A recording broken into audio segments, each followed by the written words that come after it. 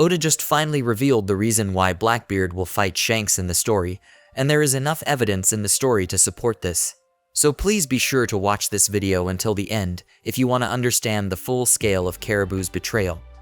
In the world of One Piece, the ancient weapons are legendary artifacts with the power to shape the world's fate. Among these weapons are Poseidon, Pluton, and Uranus, each possessing immense power that could be used for world domination. With the current events in the story unfolding in Blackbeard's favor, it certainly is just a matter of time before Blackbeard gets his hands on not one, but two of the ancient weapons. The information that Caribou is about to tell Blackbeard will change the world forever, as this will inadvertently draw Blackbeard closer to his goal of world domination. Let us begin by diving deep into the mind of one of the most intelligent characters in the story, Marshal D. Teach. Initially, Blackbeard's plans were temporarily halted because in order to become Pirate King, he needed to get the 4 road pone-glyph rubbings.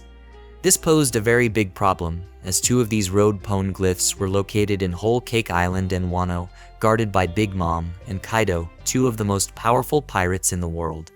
With news leaking that Luffy had not only provoked Big Mom, but Kaido as well, by invading Whole Cake Island and taking down Doflamingo, and the Luffy Law Alliance was on the move to Wano, aiming to pick a fight with Kaido, Blackbeard waited for the end of the conflict to make his move, so as to reap the most benefit with the least effort possible.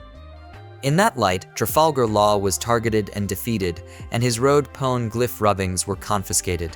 In the absence of Big Mom, Blackbeard dispatched Kuzin and Van Ogre to Whole Cake Island to abduct Pudding, who is a 3-eyed tribe member, to utilize the special ability of this tribe to read the ancient texts. With all of this gains, Blackbeard probably positioned himself after the Straw Hats to be the closest to achieving his primary objective, which is to become Pirate King. This is just his primary objective. In other words, becoming Pirate King does not guarantee that one can become king of the world. To become king of the world, Blackbeard needed a source of unparalleled destructive power. The power that could single-handedly destroy an island. Power like those of the ancient weapons. This therefore means that the information that Caribou is about to give Blackbeard will draw him closer to achieving his final goal. With Kaido out of the way, Wano could easily be attacked and brought under the control of Teach, who could open the borders by breaking down the walls of Wano using his Devil Fruit ability. Momo, the Scabbards, and the others wouldn't be able to defeat the Blackbeard pirates if they decided to invade Wano.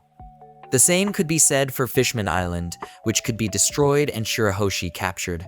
On the other side of the spectrum is Shanks, a character who is currently the living embodiment of order. Shanks has always had an issue with Blackbeard, an issue that he has yet to explain, but I am guessing that it has to do with the reason why Teach is said to be special, which many speculate is due to his lineage. In an attempt to prevent the world from entering an era of chaos, which will follow the acquisition of the Pluton and Poseidon by the Blackbeard pirates, Shanks and the Red Hair pirates will duke it out. It is this fated battle that will prevent Blackbeard from acquiring both Poseidon and Pluton. I believe that Blackbeard will gain access to Pluton, but he will fail to gain access to Poseidon because Shanks will prevent him from doing so.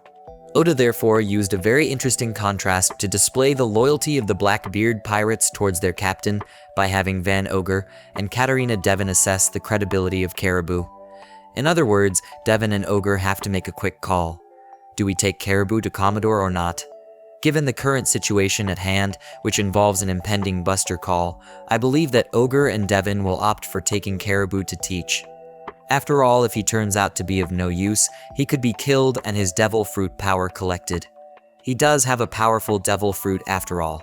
Ogre's faith in his captain is put on display in this chapter, as he clearly stated that he does not trust Caribou, especially since Egghead is an island under the jurisdiction of the world government.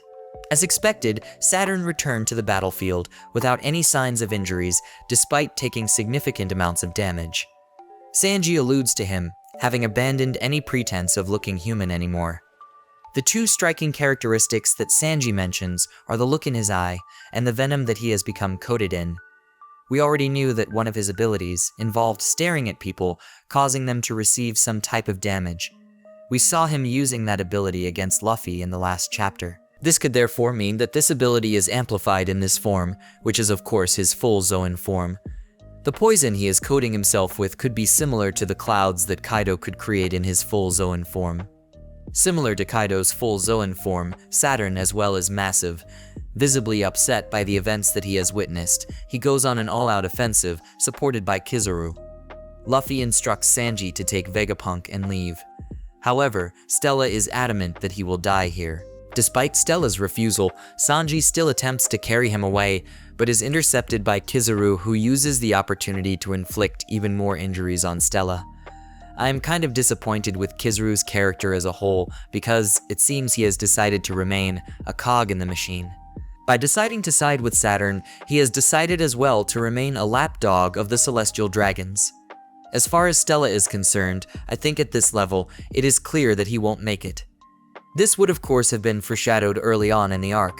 When Shaka said he felt that he was going to die soon, he was probably not only referring to himself, but also to Stella. Luffy went Giant Gear 5 and proceeded to stop both Saturn and Kizaru. In Kizaru's case, he grabbed and squeezed him. I'm assuming he is using Rayo, otherwise it wouldn't be possible to grab Kizaru, all the while stalling Saturn. Throughout this arc, I think we all must have noticed by now that the biggest downside to Saturn's broken Devil Fruit ability must be his mobility. I have always felt that the one who poses a threat to the Straw Hat's escape is Kizaru and not Saturn.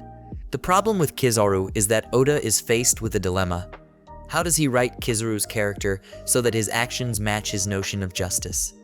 I think Kizaru has shown a lot of character development in this arc.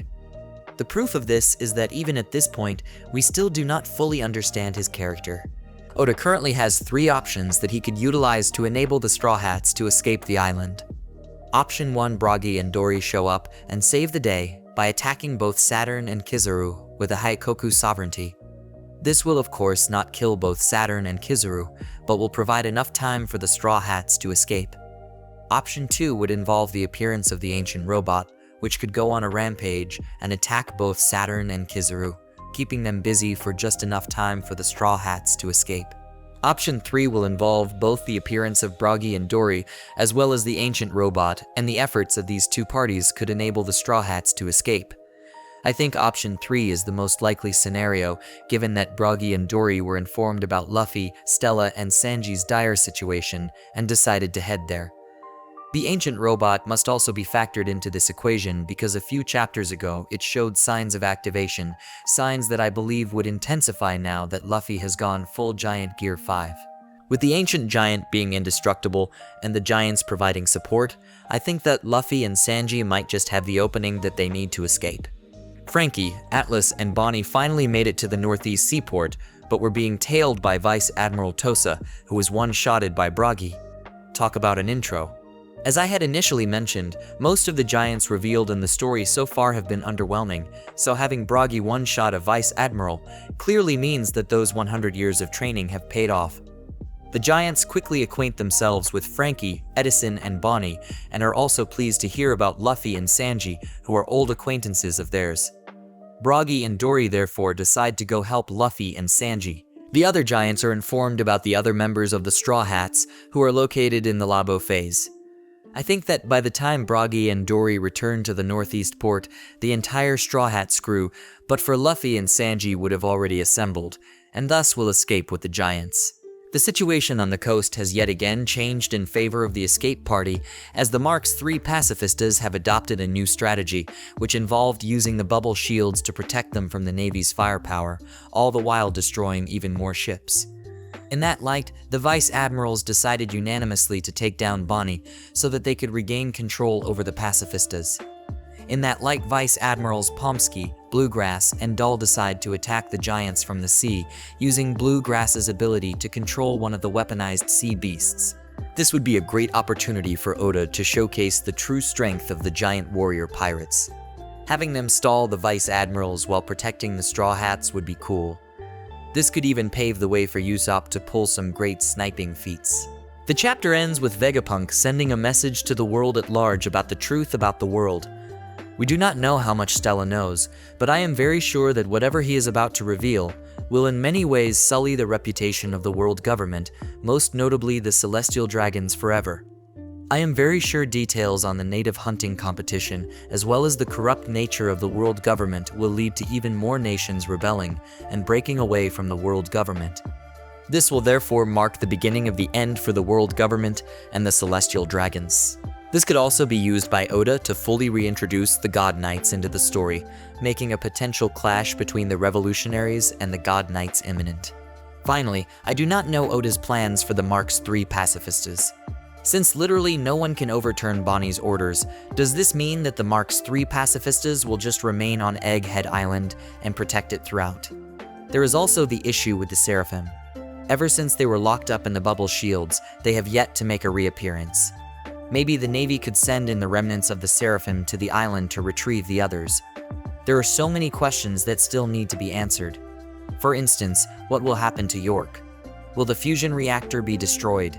Whether or not York survives will determine whether more mother flames could be produced, and thus limit Imu's capacity to destroy islands. Well, this chapter was another solid one. Let me know your thoughts about this chapter in the comment section. Be sure to like the video and subscribe to the channel for more related content. As usual, it was a pleasure. I'll catch you guys in the next one.